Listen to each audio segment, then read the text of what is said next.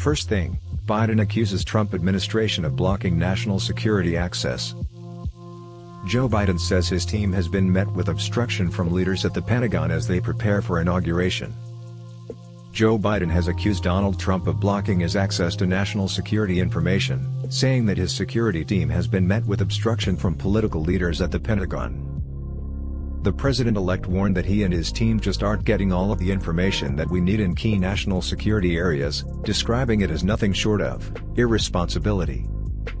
Earlier this month, the Pentagon unexpectedly suspended briefings with the Biden transition team.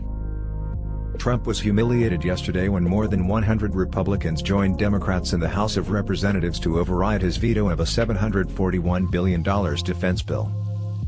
Stock markets around the world made gains after Trump signed a $900 billion aid package to boost the U.S. economy during the coronavirus pandemic, after his threats to reject it.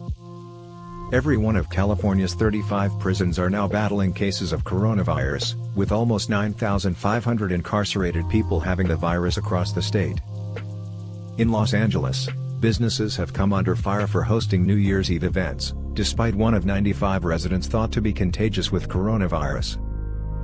But the Golden State was the first to go into lockdown, and managed to avoid overwhelming its hospitals in the first wave of the coronavirus pandemic. As the U.S. death toll climbs ever higher, what can we learn from countries that better handled the pandemic? Laura Spinney argues that Vietnam learned from its 2003 SARS pandemic, and Senegal from its battle with Ebola, to produce much more competent responses than the US and UK. Public health experts have warned the US to brace for another wave of coronavirus following travel over the holidays.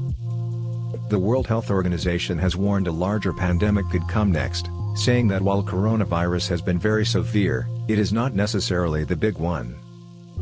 Officials also said rather than be eliminated, coronavirus is likely to become an endemic virus that poses a constant low-level threat, managed by vaccines. David Rausch, the director of the Tennessee Bureau of Investigation, said that while authorities hope to get an answer as to why Warner decided to detonate the explosion, sometimes it's just not possible. In a widely viewed video posted by Herald Online, a white woman appears to become aggressive after accusing his son of stealing her phone, which Herald claims was later returned by an Uber driver. New international rules are being introduced to reduce the global trade in plastic, in which waste is frequently dumped by wealthier countries onto poorer ones. The former Republican House Speaker Newt Gingrich has long been accused of sowing the seeds of division that were responsible for Trump's rise. In this interview with our Washington, D.C. bureau chief, David Smith, he accuses the Democrats of using culture wars to brainwash people, describes the presidential election as an anomaly, and hedges his bets that Trump will be around for years to come.